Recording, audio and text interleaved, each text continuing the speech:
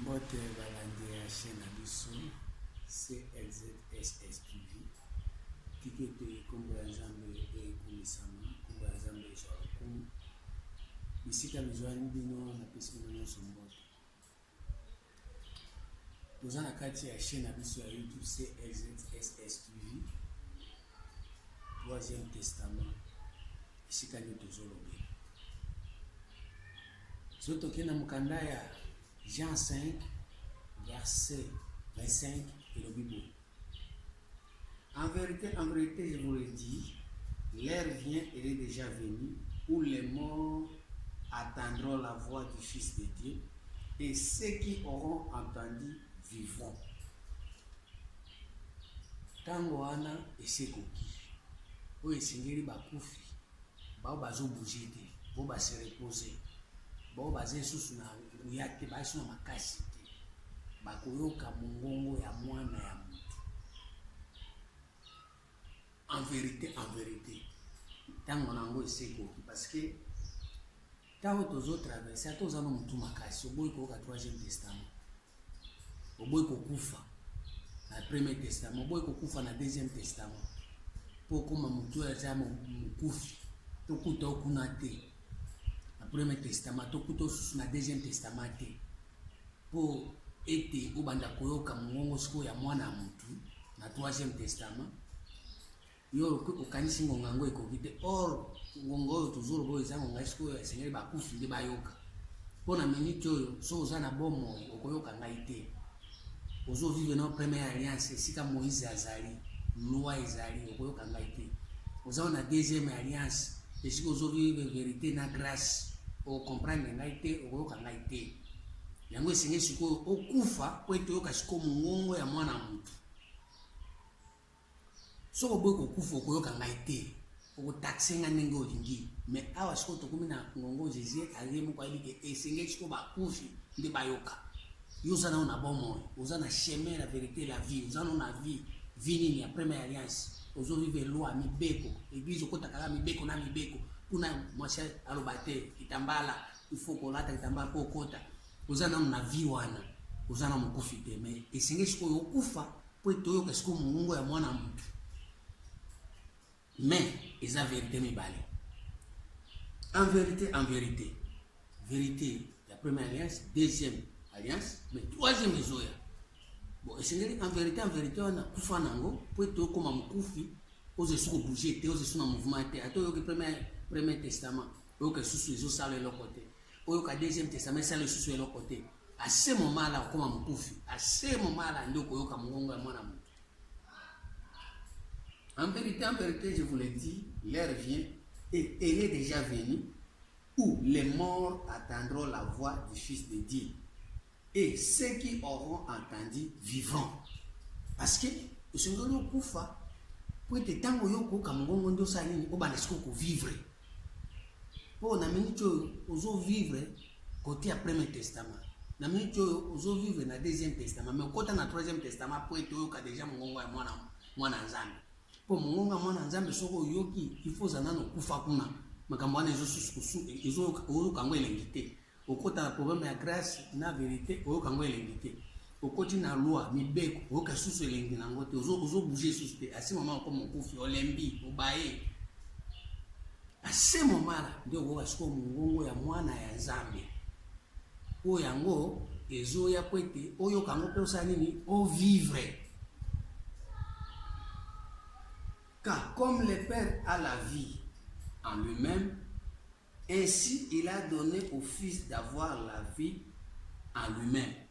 Ça veut dire mwana oyo azoya oyo apesi mpe nguya te azala na vie lokola tata ndenge azali po tata azokumba bato na Première Alliance esika mibeko ezali tata okumba bato na Deuxième Alliance esika grâce ezali mais awa sikoyo esengeli sikoyo mwana mpe apesa vie oyo tata apesaki soki ozalaki na Deuxième Alliance ozalaki kozwa ba vie passagère ozwi mosala ozwi mbongo ozwi ndako osombi mapango okufi otiki yango bato mosusu baweleli yango ezalaki vie ozosepela nango mais sikoyo esengeli na minute oyo mpe vie mosusu ebombani oyo soki okufi okufa okotika yango te yo moko Nzambe akoyeba po eza tozomema sikoyo epai ya mwana ya Nzambe oyo azomema biso na vie éternelle azo me sous na vie passagère te pour la deuxième alliance c'est ça vie passagère.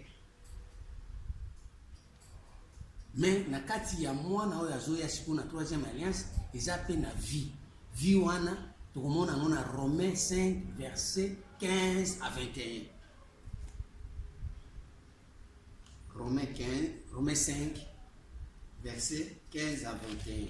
Et le Bible. Mais il n'en est pas du don gratuit comme de l'offense, car si par l'offense d'un seul, il en est beaucoup qui sont morts, à plus forte raison, la grâce de Dieu et les dons de la grâce venant d'un seul homme, Jésus-Christ, ont-ils été abondamment répandus sur beaucoup. Ah, tout ce qu'on a don de la grâce. Oui, c'est que je veux répandre on a battu nous sur bakufa na première alliance, bakufa na deuxième alliance, tout répandre sur don de la grâce na battu nous sur bakor recevoir sur Jésus-Christ. Oh, c'est quoi? Azape moi. Tu vois, il peut toujours me mélanger et à ce qu'on a don de la grâce. Mais il n'en est pas du don gratuit comme de l'offense, car si par l'offense d'un seul, il en est plusieurs, et il en est beaucoup qui sont morts pour par rapport à Moïse na Jésus. Au Jésus babomakaye, Moïse babomakaye. Mais à tout ce qu'on a moi na oya na troisième alliance, il babomakaye, tazoya na don de la grâce. Mais il n'en est pas du don gratuit comme de l'offense, car si par l'offense d'un seul, il en est beaucoup qui sont morts, à plus forte raison, la grâce de Dieu et les dons de la grâce venant d'un seul homme, Jésus-Christ, ont-ils été abondamment répandus sur beaucoup de tous ceux qui ont répandu sur le don de la grâce. Et il n'en est pas du don comme ce qui est arrivé par un seul qui a péché, car c'est après une seule offense que le jugement est devenu condamnable, est devenu condamnation, tandis que les dons gratuits deviennent justification après plusieurs offenses. Si vous don gratuit, ils ont pour justifier bateau, na oyo, basi banyo kwa mina nini. Na masumu po topesa bango to longola masumu topesa bango don gratuit po bazala justifier devant Nzambe na troisième alliance, troisième testament po tokozala justifier te na première alliance, oza justifier te na deuxième alliance, oza justifier na troisième testament. Si on a troisième testament tozoya na don gratuit ya Nzambe oyo izoli tozoya to répandre na batu nyonso. Mutu nyonso ifo sikoyo akota na kati ya don gratuit yo tozoya kopesa bino na minute oyo. Romains 1:10. Ilobi boye. Romains 1, 10e verset. Demandez continuellement dans mes prières d'avoir afin par sa volonté le bonheur d'aller vers vous, car je désire vous voir pour vous communiquer quelques dons spirituels afin que vous soyez affermis. Bandeko. Don spirituel nazoya to communiquer to répandre ango po ete bozala affermi bozina no affermissement te mais tant tozoya wa na kati ya baoyo bakufi po ete bayoka mongongo ya mwana ya Nzambe de façon que bakota sikoyo na don gratuit ya Nzambe po ete tozoya ko répandre yango ko panza yango ko kabola yango ko pesa yango na baoyo bakufa bakufa. Car je désire vous voir pour vous communiquer quelques dons spirituels afin que vous soyez affermis, ou plutôt afin que nous soyons encouragés ensemble au milieu de vous par la foi que nous ayons commune en vous et à moi. Bandeko, makambo tozoro boyo, malgré bozana bino mutu makasi boli bokufa te, bonga bozana na via première alliance, via deuxième alliance, mais tozoya opesa bino dons spirituels pour être ezali de façon que lelo beaucoup fali sous-souté bande balinga mikati na nkolo. 1 Corinthiens 7:7 et le 1 Corinthiens 7 verset 7 nazo tanga ngona kombo na Yesu Kristo ainsi, c'était je voudrais que tous les hommes fussent comme moi, mais chacun tient de Dieu un don particulier. L'une d'une manière, l'autre d'une autre. Je voudrais que tous les hommes fussent comme moi, mais que chacun tient de Dieu un don particulier.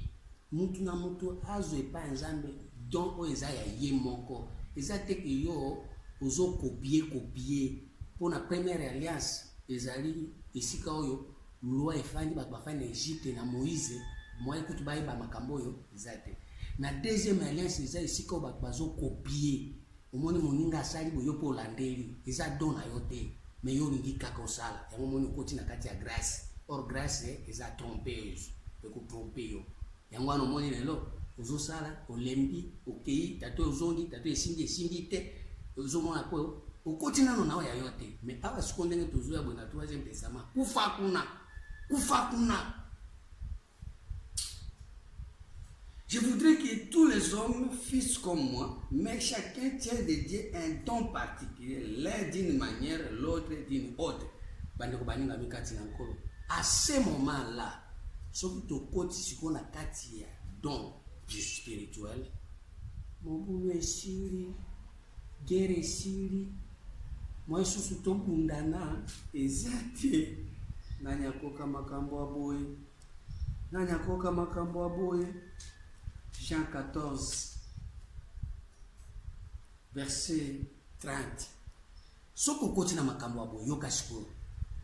ne parlerai plus guère avec vous, car le prince de ce monde vient, il n'y a rien en moi.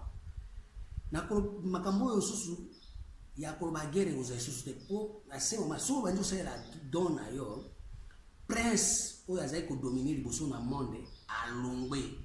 Et là, on a eu des choses qui te posent la don particulier. On a expliqué pour comprendre. Mais afin que le monde sache que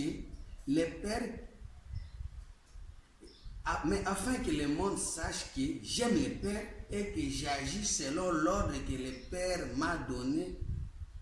J'agis selon l'ordre que le Père m'a donné. Quel ordre?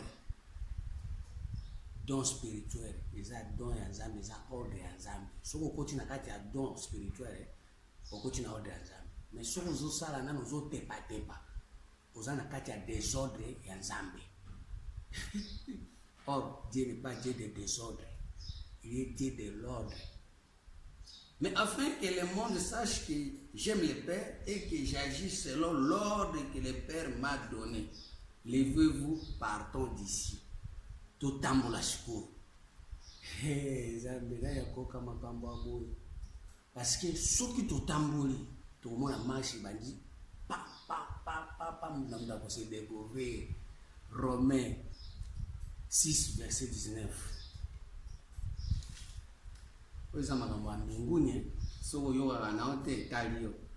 Romains 6, 19 à 23. Je parle à la manière des hommes à cause de la faiblesse de votre chair.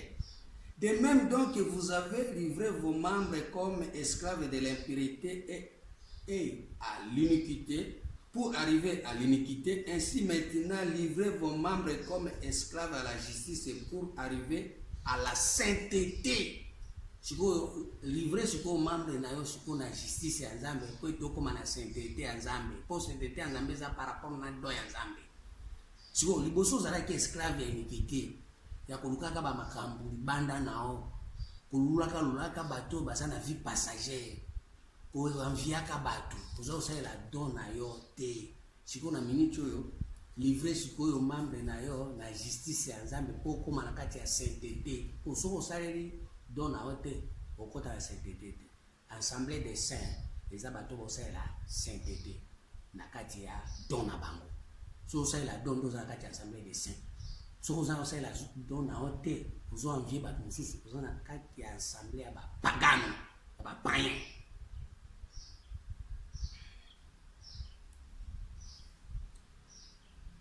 Car lorsque vous étiez esclaves du péché, vous étiez libres à l'égard de la justice. Quel fruit portiez-vous? Quel fruit portiez-vous alors? Des fruits dont vous régissez aujourd'hui, car la fin de ces choses, c'est la mort. Ba fruit ya première alliance na deuxième alliance eza komema bato na liwa yango esengeli okufa ovivre susu yango te. Car lorsque vous étiez esclaves du péché, tant vous avez la première alliance, vous êtes esclaves à Massoum. Tant vous avez la deuxième alliance, vous êtes esclaves à Massoum. Si vous fruit wana nyonso za ko wela ngo, nzamba pesinga libala, nzamba pesinga musala, nzamba pesinga ni musala wana kati na yo dona ote. Libala wana ezape libala na ote. Owelisi kaka po baninga babali yango yo pe owelisi. Mais komona bo bitumba tout ta pa depuis obali pauvreté kotina na kati ya libala. Puisque eza dona ote. Vous découvrez qu'il y a un côté. Où est ici? Vous avez moussala, ils adonnent en côté. Vous avez un moto. Or, vous avez un katina, vous avez un sale. Vous avez une cabine. Vous avez changé de monde. À ce moment-là, moi, je peux que les boussons aient été. Vous avez vivre dans le péché. Quel fruit portez-vous alors des fruits dont vous rugissez aujourd'hui? Car la fin de ces choses, c'est la mort. Maintenant, étant affranchi du péché, devenu esclave de Dieu, vous avez pour fruit la sainteté et pour fin la vie éternelle. Car le salaire du péché, c'est la mort.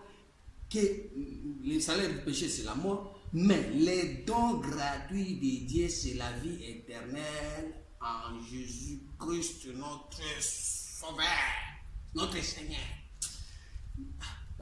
Makambo yango eki kitoko nokomotanga ngono elengi makasi mutu nyonso akoyoka makambo esengeli kaka akufa na ye kuna na première alliance akufa na deuxième alliance akota bango na troisième po ete avive makambo nazongela yango na verset 21 22 21 23.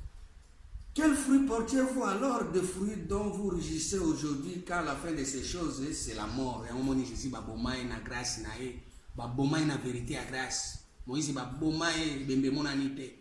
Mais à ce moment où côté na kati ya badon, ils en a éternité. Ok. Quel fruit portez-vous alors? Des fruits dont vous rugissez aujourd'hui, car la fin de ces choses, c'est la mort. Mais maintenant, étant affranchi du péché et devenu esclave de Dieu, vous avez pour fruit la sainteté et pour fin la vie éternelle. Car le salaire du péché, c'est la mort, mais les dons gratuits de Dieu, c'est la vie éternelle en Jésus-Christ, notre Seigneur. Ah, c'est que ceux qui ont confié aux aïbembe kuna, des makamusoko vivre yango sainteté nano, bo santu. Sozo sa la dona yo, okota na bomo ya seko. Ezate o, baninga toze nano to, tango to kokufa, nde to kene, ndo koma, nzamba kwa. Non, non, non, c'est le moment. Ecclésiaste 3, verset 13. Ecclésiaste 3, 13e verset. Et le Bible. Toi, kuyoka makambo azamuto elengi. 13e. Mais que si un homme mange et boit et jure du bien-être au milieu de tout son travail, c'est là un don de Dieu. Mais que si un homme mange et boit et jouit du bien-être au milieu de tout son travail, c'est là un don de Dieu. So ozo sepelana kati ya musala oyo nzambe apesi yo wana oyo eza don na yo oyo eza don ya yo bandeko na ngai nzambe asala faveur oyoka makambo okota makambo. Mais que si un homme mange soko lie soko meri na oyo etali don na yo lia mela na don na yo kolia komela na do ya mosusu te. Oh, neti ya za chauffeur ngape na komi chauffeur, ok kolia kuna, ok komela kuna, isa dona ote. Yango ko situka bozo sala batida pamba versement ezo bimate. O sali ki chauffeur ozaka ozo tourner à rond. Po isa dona ote. Mais que si un homme mange et boit et jouit du bien-être au milieu de tout son travail, cela est don de Dieu. J'ai reconnu que tout ce que Dieu fait durera toujours, qu'il n'y a rien à y ajouter et rien à y recracher, et que Dieu agit ainsi afin qu'on les crée. Ah, un des problèmes, babi o nyonso nzambe asala ça veut dire don ya moto nzambe asalaka na kati ya moto eumelaka kaka eza na eloko ya kolongola te eza na eloko ya kobakisa te na kati ya don wana nzambe azoagir na kati ya don ya motu par rapport alingi bato babanga ye mais yo ozobanga nzambe te mpo ozosalela don na yo te ozwa bilandalanda oza malanda ngulu. Ce qui est a déjà été et ce qui sera a déjà été et Dieu ramène ce qui est passé na kati ya don o ezalaka nde ezali nde ekozala eloko asikiriza te po eza ya yo nzambe azozongisa yango kaka oyo eza wana ezozonga kaka ya sika azorajeunir yango yango moni soko oza na don ya koyemba kobanda kaka koyemba koba te nazangi inspiration soko ozangi inspiration eza don na yo te tika koyemba soko ozoteya mateko yaka kaka eza teke il faut na préparer na oteya il faut na préparer o préparer te okotelema kabwe pa obandi neti nga nateyaka boye ese natiaka papier eza na télévision eza na église nateyaka natiaka papier te po eza don na ngai yango botika nga nateya botika nga nateya bopekisa nga biloko nyonso me koteya bopekisa nga yango te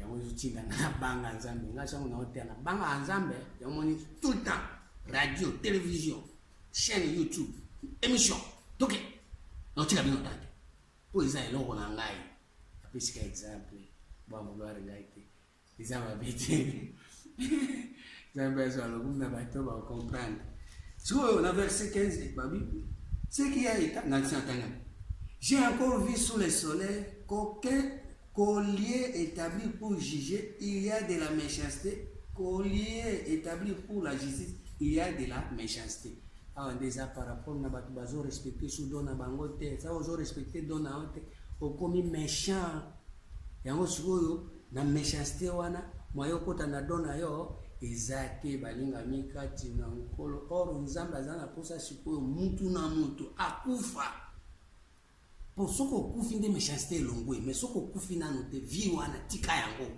se débarrasser nango lemba yango mona yango pamba siko puruka mwayo kota na don na yo poza la méchante devant nzambe esika ya kojuge batie don yo otiki don obandi kolandalanda bato yango moni okomi kowelana bokomi kowelana baposte zuwa alobi ngai oyo hene rankine olingi te baninga bazwa kanda lolento envie hypocrisie nyonso wana eza par rapport oza na première alliance na deuxième alliance sikoyo tozwa na troisième alliance esengeli okufa kufa vie wana longola yango kobouge lisusu te 1 Pierre 4 verset 6 1 Pierre 4 6 lobi boye car l'évangile a été aussi annoncé aux morts, afin qu'après avoir été jugés comme les hommes, car la chair, qu'ils vivent selon Dieu, car en l'esprit. Bandeko. Évangile tozo ya nango ezo pour tozo juger ba kufi. Parce que tozo annoncer ba kufi kufa. Po etentango ya kozo ko vivre na nzoto ozo sa la dona ote. Siko esenge siko yo okufa po ete obanda ko vivre siko en esprit. Or, en esprit, il faut vivre na don na yo. Il faut vivre don na yo. Oko kufa boye sans pour toi vivre en esprit. Faut vivre don na yo. Hébreux 6 verset 4. Mais au kufa que 0. Au kufa vous a perdu. Hébreux 6 4. Yango moni tango zoka makambo yo, zo kanda. Hébreux 6 4. Car il est impossible que ceux qui ont été une fois éclairés, qui ont goûté les dons célestes, qui ont eu part au Saint-Esprit. Or, ceux qui ont goûté les dons célestes, ils ont eu pokoti na kati ya Saint-Esprit. Donc, koti na bato baza na Saint-Esprit. Ceux qui ont sali don na honte, ils ont na Saint-Esprit, ils ont na mauvais esprit venant de l'Éternel. Mais ceux qui ont goûté don na yo, vous bête sous chite aux hommes na deuxième alliance, vous bête chite aux hommes na première alliance. Yo déjà ba local yo. Car il est impossible que ceux qui ont été une fois éclairés, qui ont goûté les dons célestes, qui ont eu part au Saint-Esprit, qui ont goûté la bonne parole de Dieu et les puissances du siècle à venir, 3e Testament. et qui sont tombés soient encore renouvelés et amenés à la repentance, puisqu'ils crucifient pour leur part le Fils de Dieu et l'exposent à l'ignominie. esengeli bakufi nyonso bayoka mwana ya nzambe siko mwana ya nzambe azoya afaire goûter yo do na yo oyoki susu do na yo comprendre ozongi na deuxième alliance ozongi na première alliance yo ozongi si Jésus na ekulusu ça veut dire ozongi si Jésus na ekulusu ezali erreur esprit de l'erreur 1 Jean 4 verset 5 à 6 1 Jean 4 verset 5 à 6 le Bible. Et ils sont du monde, c'est pourquoi ils parlent d'après le monde et le monde les écoute. Nous sommes de Dieu. Celui qui connaît Dieu nous écoute, celui qui n'est pas de Dieu ne nous écoute pas. C'est par là que nous connaissons l'esprit de la vérité et l'esprit de l'erreur. Esprit de l'erreur, il y a aussi Jésus na ekulusu na esprit de l'erreur. Pour mutu nyonso amemaka erreur, amemi ekulusu na yo. Po ekulusu eza nzete mibale ekeseni. Moko ekeboye, moko etelemi. Oh Jésus azakaka na nzete moko arbre de vie oyo etelemi babengi yango Christ oyo tozometisa bino tolongola bino na se tomatisa bino na likolo babengi yango poto esengeli mutu alongwa na se amata likolo yango moni mokanda ya Jean 12 verset 31 elobi boye. Jean 12 verset 31 elobi boye. awa Jésus aza na croix te awa Jésus aza na poto elobi boye. Maintenant, il y a le jugement de ce monde. Maintenant, le prince de ce monde sera jeté dehors. Et moi, quand j'aurai été élevé de la terre, j'attirerai tous les hommes à moi. Jésus soki bolongoli na se bomatisi likolo na poto. Botomboli kaka bomatisi ka likolo na poto. Poto croate. A ce moment là ndia kobenda batu na nyonso alongoli bango na se amatisi bango likolo. Alokotaka na se atomboli likolo. Akotombola likolo soki bino nyonso bolongwe nano na kati na erreur oyo ezali ekulusu bomatisi esiko na poto yango moni lelo bato balingaka poto te balingi kaka croix mutu nyonso azosimba croix ça veut dire mutu nyonso alingi erreur esprit de l'erreur yango wana bosimbaka croix wana ezolakisa ke ondimi kofanda na kati ya erreur. Proverbe 8 azambe sunga mutu moko akoyoka makambo oyo. Proverbe 8 verset Zambe sunga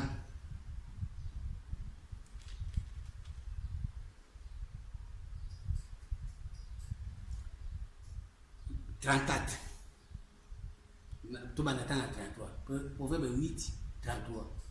Écoutez l'instruction pour devenir sage, ne la rejette pas. Heureux l'homme qui m'écoute, qui veille chaque jour à mes portes et qui en garde les poteaux. Oyo azo garder poteau, pas croix. Car celui qui me trouve a trouvé la vie et il obtient la faveur de l'Éternel. Mais celui qui pêche contre moi nuit à son âme. Tous ceux qui me haïssent aiment la mort. Ça veut dire que boy poto, aussi mi croix au kufa. Or croix, ezali Moïse na Jésus, bafandi na kati. Loi na grâce defandi na kati nzamba apanza ka grâce wana. Zambi na yakoka makambo aboye. Na koka makambo aboye. Zakari 11. Yahweh. Na koka makambo oyo nzambe. Zakari 11. Na koka makambo oyo.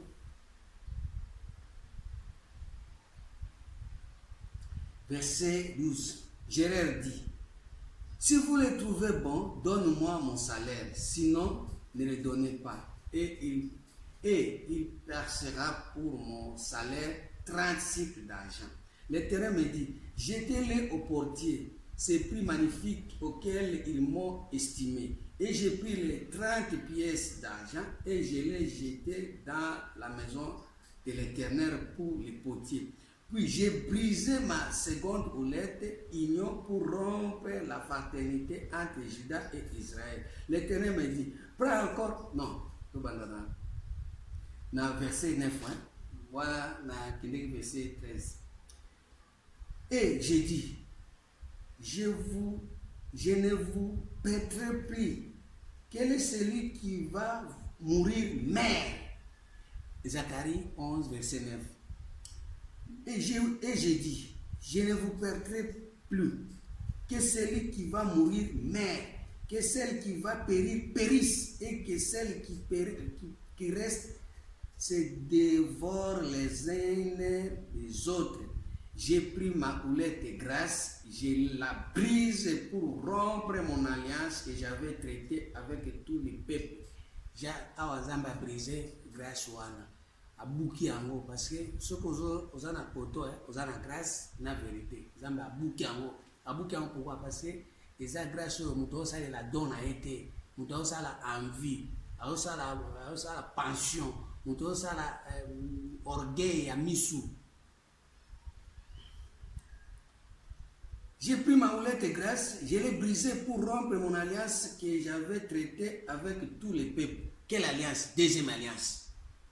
Et les filles rompues ce jour-là, et les malheureuses brebis qui prirent garde à moi reconnurent ainsi que c'était la parole de l'Éternel.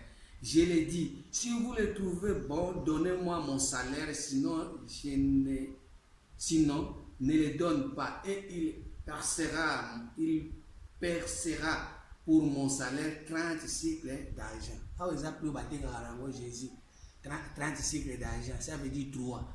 Nakati esprit, nakati âme, nakati corps, tous les trois. Bouquet en gros, grâce nous sommes qu'on vivre nakati Jésus. Parce que Jésus a mis à bateau grâce par rapport à l'apparence, vie passagère, vie. Je suis le chemin, la vérité et la vie passagère. Mbongo, Moussala, Ndako, voyage, passeport, grâce, terre, grâce, nous sommes bon vivre, ils ont vie passagère. Tant que vous fa otiki biloko wana ba musu ba bénéficier nango mais ce que so osala li dona yo ata okufi ozala mpebe mana sainteté et puis nasuka vie éternelle to tanga mukanda ya Romains 6 verset 23. Le salaire du péché c'est la mort. Même Jésus a péché qui pourquoi pas ça nous ça la grâce la vérité mais ça là qui donne a été ya moni ba pour marquer na 33 ans chiffre 30 ça chiffre esprit âme corps. So qui sur 30 jours c'est ça ici si bon monto 6e jour de monto par exemple ça qui bon monto or monto so comme na 6e jour et c'est à se reposer à kufa à kotana 7e jour ils allaient repos de façon que bas sécurisé abima mutu ya sika nouvelle créature pour bandasiko ko vivre don naye don spirituel don de la grâce ande ko balinga mi kati na nkolo 1 Timothée 4, verset 14 à 15. 1 Timothée 4, verset 14 à 15. 1 Timothée 4, verset 14 à 15.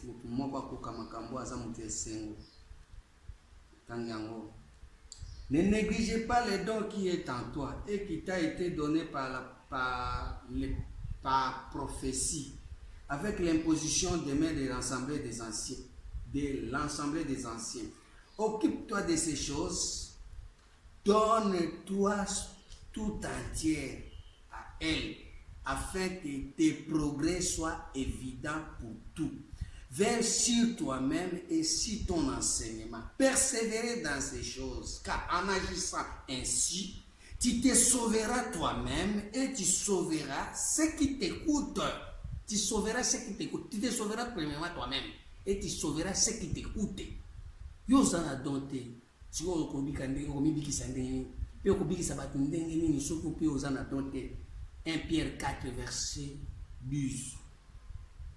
1 Pierre 4 10 à 11. Le Bible. Comme des bons dispensateurs de diverses grâces de Dieu, que chacun de vous mette au service des autres les dons qu'il a reçus. Que chacun mette au service des autres les dons qu'il a reçus. Mais yo zo sa musala nzambe ils a donné honte. Monte que obiki nante. Pe obiki sa pe batute. Ils a donné honte. Zo kande yo dona ezali pour kambongo. Ozo mbongo pour so musala nzambe. Otiki ko kambongo yo kumko sa musala nzambe. Tu vois maintenant ba erreur, esprit de erreur, ekurusu, même ekurusu. Comme des bons dispensateurs de diverses grâces de Dieu, que chacun de vous mette au service des autres les dons qu'il a reçus. Si quelqu'un parle, que ce soit comme annonçant les oracles de Dieu. Si quelqu'un remplit un ministère, qu'il les remplisse selon les forces que Dieu communique, afin qu'en toutes choses Dieu soit glorifié par Jésus-Christ, à qui appartiennent la gloire et la puissance au siècle des siècles. Oh, ba mangbongi, ba chrétien. Yango moni lelo, mutu atamo kosa la dona ete. Pour ceux qui la dona yo, ba otindika ote. Ba oyebisa ote ki yo sala boye. Po ozo sala lango tant que hébreu. Okomi bote la sans pour tababotisa yo. Mais yo po bota pasi. Ndenge ozomona boye. Mutu atamo kosa la dona ya zate. Po ceux qui ba kosa la dona. Mais les mêmes émissions, bamusu basunga kango. Mais mutu atamo ba tino sunga ngote. De mutu ma pe makasi. Bamusu okansela ngai fona limo. Po nazoya makambo ya 3e testament nauti wapi? Nauti na Bible. Nauti na Bible. Zamba ya sunga. Yango amoni lelo ndenge tolo babo. Mutu atamo ka osala dona ya zate. Pour ceux qui osali dona yo mukanda ya Proverbe 20 verset 5 à 6. Proverbe 20 verset 5 à 6. Les desseins dans le cœur de l'homme sont des eaux profondes, mais l'homme intelligent sait y épuiser. Les desseins dans le cœur de l'homme sont des eaux profondes, mais l'homme intelligent sait y épuiser. Dessein à mutu, des doigts à mutu. Ils ont maille à mon zindo, mais ceux qui ont na boyebi, vous en avez boyebi, au toka yango, au sale lango, au sale la dona yo. Bande kubalinga mikati na nkolo. Bande kubalinga mikati na nkolo. 1 Corinthiens 12. Premier verset. 1 Corinthiens 12, premier verset. Elobini. Botanga la Bible, ezate kufanyika kozoka sentiment ya Bible ndenge zobimisa magambo, mais yo moko za rien. Pour ce qui concerne les dons spirituels, je ne veux pas faire que vous soyez dans l'ignorance. Moni, makambo ya dons spirituels, ba frère belé bazana kati ignorance. Ba ebi angote.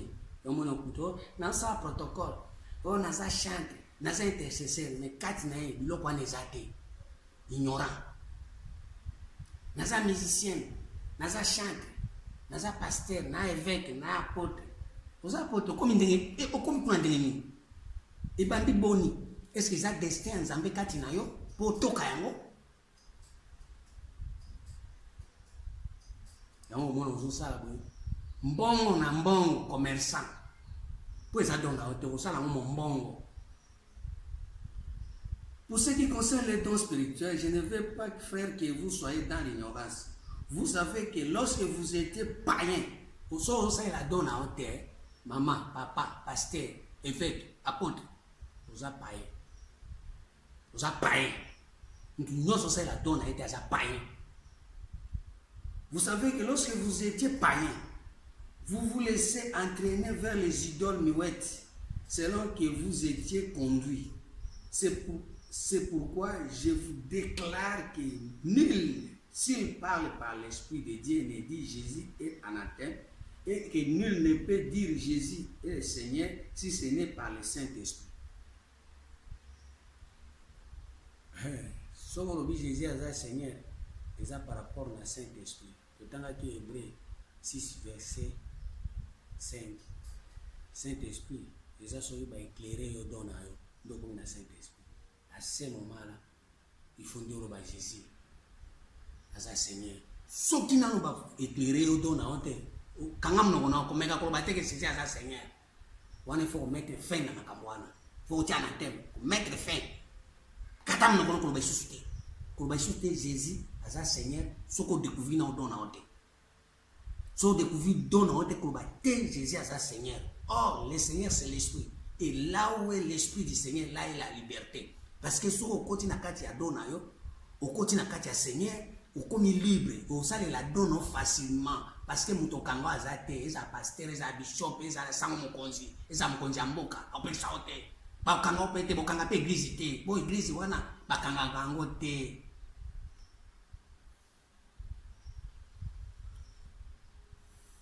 Il y a des diversités de dons, mais même esprit. Diversité des ministères, mais même esprit. Mais le même esprit. Diversité d'opérations, mais le même Dieu qui opère tout à tout. À ce moment-là, nous avons opéré nyonso par rapport à don. À ta diversité, diversité c'est-à-dire quoi? Tout le monde a le droit de jouer un rôle moko te. Nganet nazabo na côté. Yozana dom susu ya ukambongo. Yozana dom susu ya koyemba. Yozana dom susu ya osala protocole. Tout soit là, déjà la diversité. Mais le Seigneur tous à l'animer dans le même esprit. Quel esprit? Esprit à Seigneur. Esprit à Seigneur, ils ont pris la liberté. Nous avons exercé le ministère sans prota banga muninga. Si vous avez sunga mutu par rapport na dona yo ya kozala na mbongo ebele. Bimisa ko banga mutu te.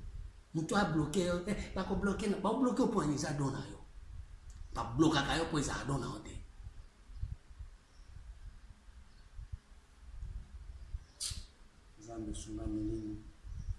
Zambe sunga milimu, Romains 12.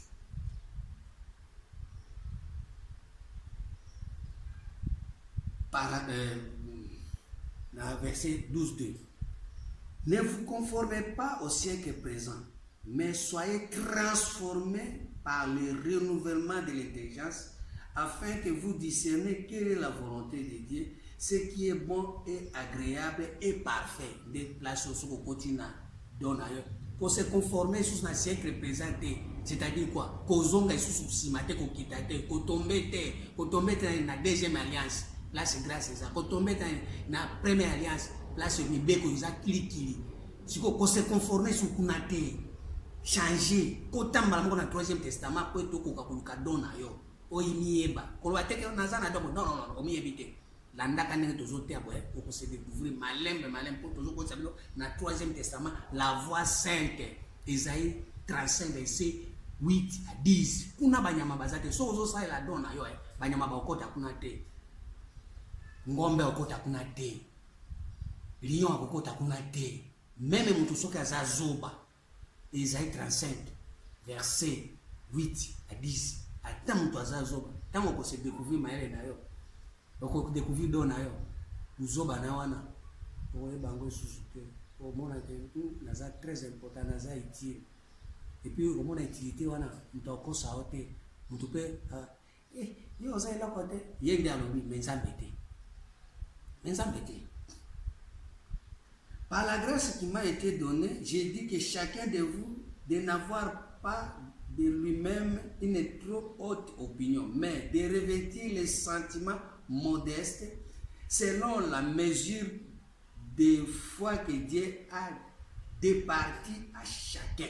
Umone siko soki nzambe aza na bato baza kosangana baza mutamna down na ye bande ona ngai totika lolendo po biloko na nzambe ndi mutu apesaka nzambe ndi asalaka ye ezala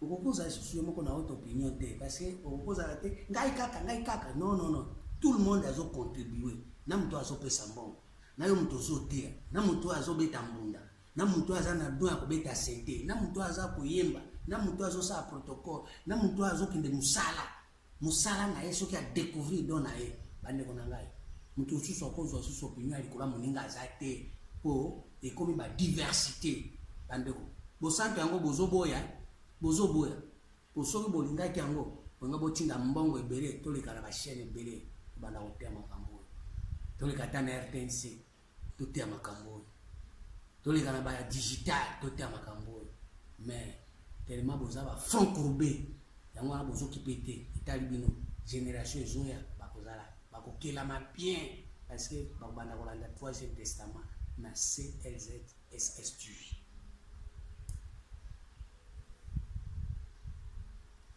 Car comme nous avons plusieurs membres dans un seul corps et que tous les membres n'ont pas les mêmes fonctions, ainsi nous qui sommes plusieurs, nous formons un seul corps en Christ et nous sommes tous membres les uns les autres, puisque nous avons des dons différents.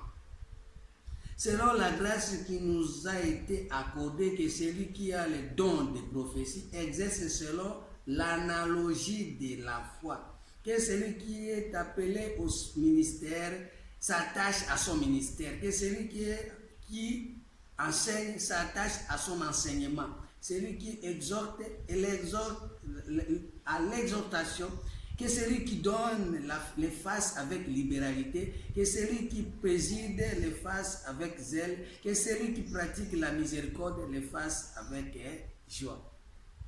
Ah, Zambé. Zambe molimo Zambe molimo kambanga yoyo. Zambe molimo kambanga yoyo. Naibado yoyo. Zambe molimo kambanga yoyo. Nandi mera zambe na lola oyo Nganandi mera zambe na lola oyo. Nganandi mera nani zambe na lola oyo. Nimera nanye nimera zambe na lola oyo. Zambe yo molimo zambe molimo yo kambanga yoyo Zambe yo molimo kambanga yoyo. Zambe molimo yo kambanga yoyo. Genèse 25, verset 6. Il fit des dons au fils de ses concubines, et tandis qu'il vivait encore, il les envoya loin de son fils Isaac du côté de l'Orient, dans le pays d'Orient. Il fit des dons à ses concubines. Nzambe apesaka don na basi na ye ya libanda po ba oyo ya kati balingi première alliance, balingi deuxième alliance. Apesa bango don te, apesa bango ba bien, ba richesse ya Jésus, grâce na vie. Mais bana ya ba concubine, ça veut dire bato oyo baza ta na tina te, mais baza na ba don. Tina te eza na tina. Yango moni Nzambe alokotaka na se atomboli likolo. Bao baza ba premier bakomaka ba les derniers. Ah la yango kama kamboyo. Ah Nzambe suga bilimo na mukanda ya moni bao baza ba premier za bana za Israël. Bana ya Nzambe balingi mingi Jésus, balingi mingi grâce, balingi mingi miracle, balingi osalela don te. Siko bana ya concubine bazaka na badona bango bafandisa babomba yango bango nde sikoyo Nzambe abibi bozwa don par rapport na nini, par rapport bango baza bayebi kolukaluka bakangama na première alliance na deuxième alliance te. Nzambe na kuka bakambo. Jacques 1 verset 16 à 18. Bana ya concubine. Ne vous y trompez pas, mes frères bien-aimés. Toute grâce excellente, tout don parfait descend d'en haut du Père des Lumières, chez lequel il n'y a ni changement, ni ombre de variation. Il nous a engendrés selon sa volonté par la parole de la vérité, afin que nous soyons en quelque sorte les prémices de sa créature. Moni place bato bazana to babota magawana. Babota magana ba don. Tout babibo. Toute grâce excellente, tout don parfait ezali. Donc ça il a donné des parfait. Venant d'en haut, et où t'as gagné pas pasteur te.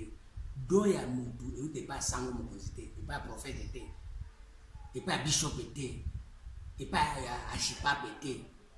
Même pape a opé sa mutu don te, et où t'as gagné kono.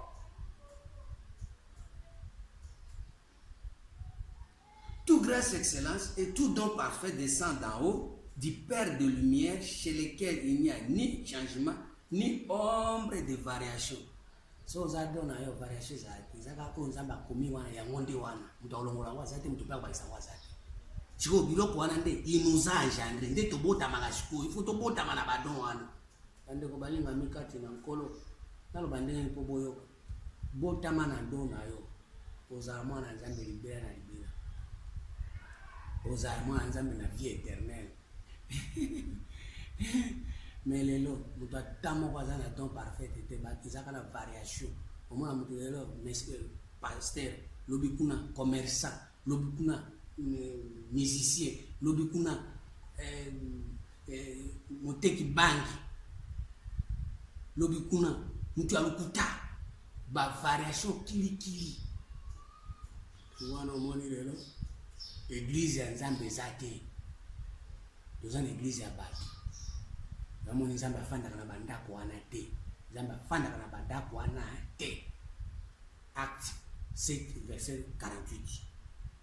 Acte 7 48. Bandako nyonso wana oyo bato baosalela don te nzambe aza kuna te. Acte 7 verset 48. elobi boye: c'est fils Salomon qui lui bâtit une maison, mais les Très-Hauts n'habitent pas dans ce qui est fait des mains d'hommes, comme dit le prophète. Les Très-Hauts, tout don parfait venant d'en haut. Les Très-Hauts, afin d'en babiloko wana te. Mais les Très-Hauts n'habitent pas dans ce qui est fait des mains d'hommes, comme dit le prophète. Laissez remonter la terre mon marchepied. Quelle maison me bâtirez-vous, dit le Seigneur, ou quel sera le lieu de mon repos? Mais Nzambe apanda na kati ya badon ya baoyo bandimi bao bandimi ezali bakufi bato bakufi na première alliance, bakufi na deuxième alliance. Siko Nzambe amoni bango biblia koza bakufi bopemi bosali sous première alliance bosali sous deuxième alliance siko ase momala Nzambe siko atongi ndako abandi ndako po abandi ndako wana ndako wana eza ndako ndenge. 2 Pierre 1 Pierre 2 verset 5 à 8. 1 Pierre 2 verset 5 à 8. Le Bible. Et vous-même comme des pierres vivantes édifiez-vous pour former une maison spirituelle. Une maison spirituelle. Un saint sacerdoce afin d'offrir des victimes spirituelles agréables à Dieu par Jésus-Christ. Car il est dit dans le Coutumier: voici, je mets en Sion une pierre angulaire, choisie précieuse, celle qui croit en elle ne sera pas confuse. L'honneur est donc pour vous qui croyez, mais pour les incrédules, bato bazana première alliance, la deuxième alliance, baba incrédule, bakangami kana Jésus, bakangami kana vie passagère. La pierre qu'ont rejeté ceux qui bâtissaient est devenue le principal de l'angle et une pierre d'achoppement et un rocher de scandale. Ici, heurté pour n'avoir pas cru à la parole. Et c'est à cela qu'ils sont destinés. Bango bakobanda toujours pierre ou babwa kisawana. Di banga dona bango. Destin na bango babwa kisa. Chiko di banga wana. Tango nyonso e banda ko beta bango. Bango se kumona kake bazaba kianzambe te. Bazaba to ba osalela Satana, diable, au match bango na likolo ngomba, ala bakisi bango makibele, bakisi bango makomyoso za na sia mokili, Nzambe pesanga libala, Nzambe pesanga voyage, Nzambe pesanga mbongo, Nzambe na bota na zwa musala na nini Oli oyi banano dona yo avant que senga musala non. Siko li banga wana tout temps bano beta kama baku. Vous, au contraire, vous êtes une race élue, un sacerdoce royal, une nation sainte, un peuple acquis, afin que vous annoncez les vertus de celui qui vous a appelé des ténèbres à son admirable lumière. Puisque tout don parfait, on va éclairer de Orangaï. Vous qui autrefois n'étiez pas un peuple et qui maintenant êtes le peuple de Dieu, vous qui n'avez pas obtenu miséricorde et qui maintenant avez obtenu miséricorde. Tant que vous continuez à donner, vous allez obtenir miséricorde. Ceux qui continuent à donner, vous allez obtenir la miséricorde. Ephésiens 2, verset 19, Tosukawan. Ephésiens 2, verset 19, Zokita. Zanda sunga. Kumama lelo libela. Ainsi donc vous n'êtes plus étrangers ni des gens du dehors, mais vous êtes concitoyens, des saints, gens de la maison de Dieu. Vous avez été édifiés sur le fondement des apôtres et des prophètes, Jésus-Christ lui-même étant la pierre angulaire. En lui, tout édifice bien coordonné s'élève pour être un temple saint dans le Seigneur. En lui, vous êtes aussi édifiés pour être une habitation dédiée en esprit. Une habitation dédiée en esprit, c'est-à-dire nous tous, yo, azo exercer, donaye, azosalela, destin naye, et comme habitation en Zambé, azo fanda wana. Jean 14, verset 23, matabisi. Jean 14, verset 23. Matabisi. Non, ça me matabisi. 23e verset. Jésus répondit, si quelqu'un m'aime, il gardera ma parole et mon Père l'aimera. Nous viendrons à lui et nous ferons notre demeure chez lui. Tout ça, abiso tenda on abiso ngana tata to fandi wana.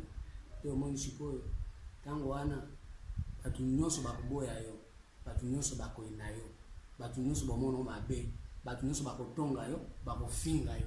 Mais Nzambe na tata na Jésus-Christ mwana na tata na ye, père na pratique, père na esprit, père esprit na pratique.